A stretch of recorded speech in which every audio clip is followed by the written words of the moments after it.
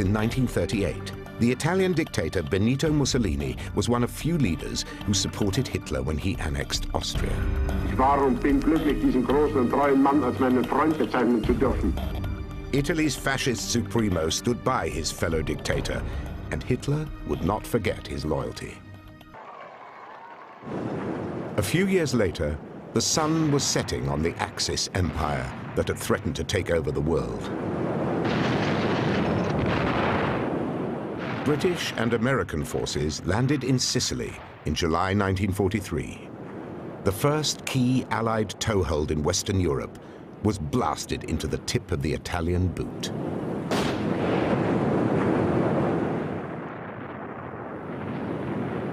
Hitler's ally was vulnerable.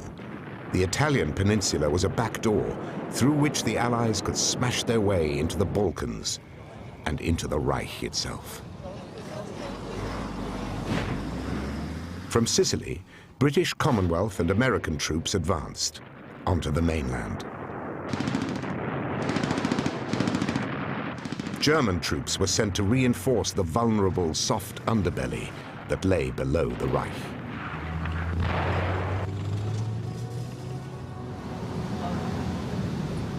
Many were captured by an enemy that advanced further north, towards Rome.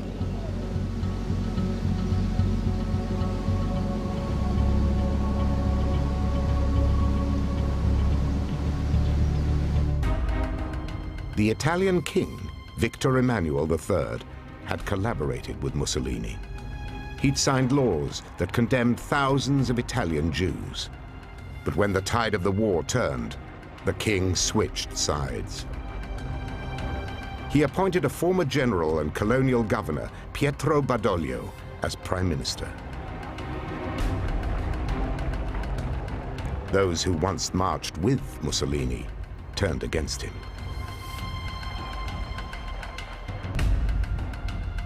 Dismissed and under arrest, Il Duce disappeared in captivity. Hitler kept his promise. He would not abandon his fascist ally. The Führer wanted a Panzer Grenadier regiment to storm Rome and arrest the entire Italian government. His generals persuaded him to wait until more troops could be sent as a backup. But Hitler was hell-bent on rescuing his comrade.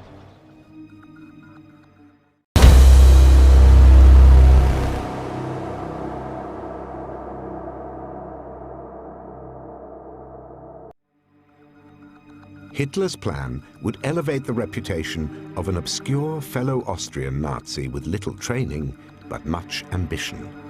SS Captain Otto Skorzeny.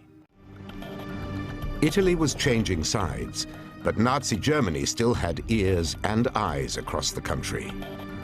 Agents tracked Mussolini to the Apennine Mountains of central Italy. Standing over the Gran Sasso plateau, the skiing hotel Campo Imperatore commanded strategic views. Mussolini's jailers could see any potential attackers coming. Extracting him would be a challenge, even for modern commandos.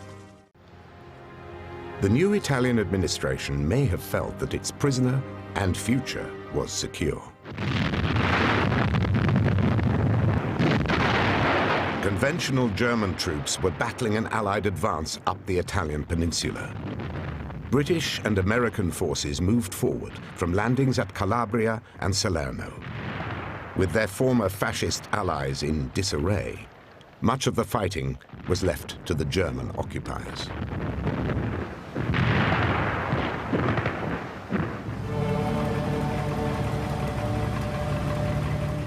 Another critical blow landed in September 1943, when the Allied commander, General Eisenhower, dropped a bombshell.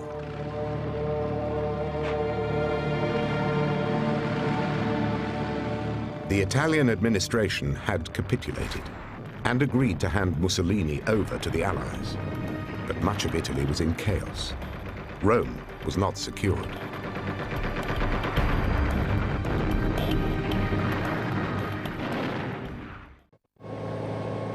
German forces seized control in Rome.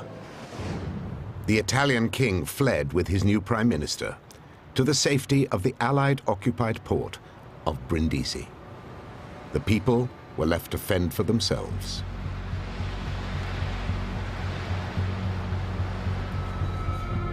With his troops in control of the capital, Hitler could concentrate on rescuing his old comrade, the fallen dictator Benito Mussolini, from his mountaintop prison.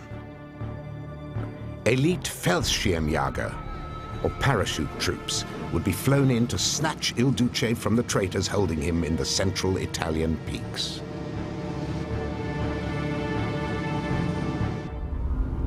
On the 12th of September 1943, 12 gliders were towed into the air from an airfield south of Rome.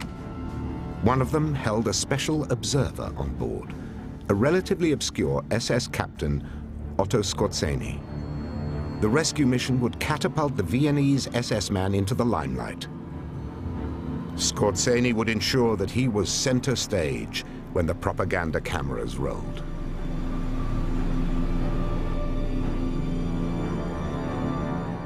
The paratroopers on board braced for landing, and a pitched battle with Italian traitors who were supposedly about to hand over their former dictator to face Allied justice.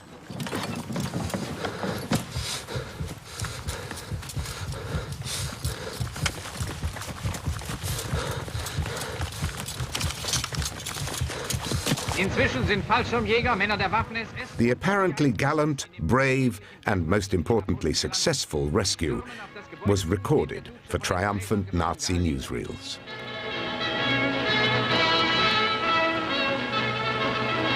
Der Duce ist frei. Männer des SD und der Waffen-SS sowie Fallschirmjäger haben den Auftrag des Führers erfüllt. Links neben dem Duce SS-Hauptsturmführer Skorzeny, der in kühnem, raschen Zupacken den Duce aus seinem Gefängnis herausholte. The apparently fearless raid was not what it seemed. Otto Skorzeny stole the limelight, and the paratroopers took the Duce, without a shot being fired, yet photographs clearly show that his Italian captors were armed.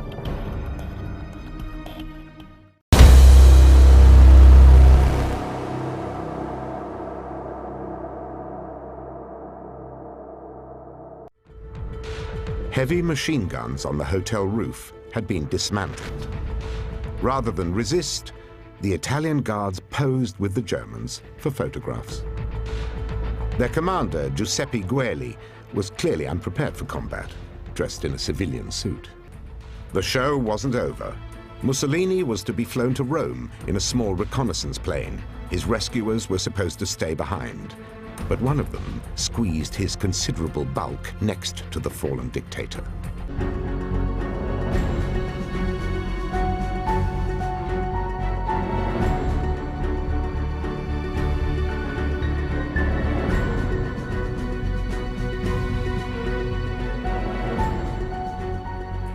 The previously obscure SS captain had taken off as a mere observer and returned as a hero.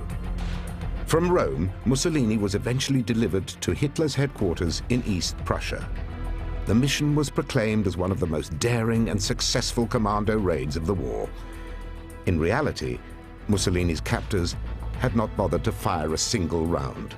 The Italian leadership was perhaps glad to be rid of a potential liability.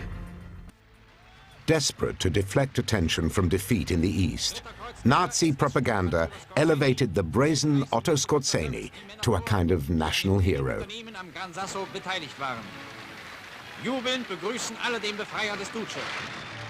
There was no such glory for Benito Mussolini.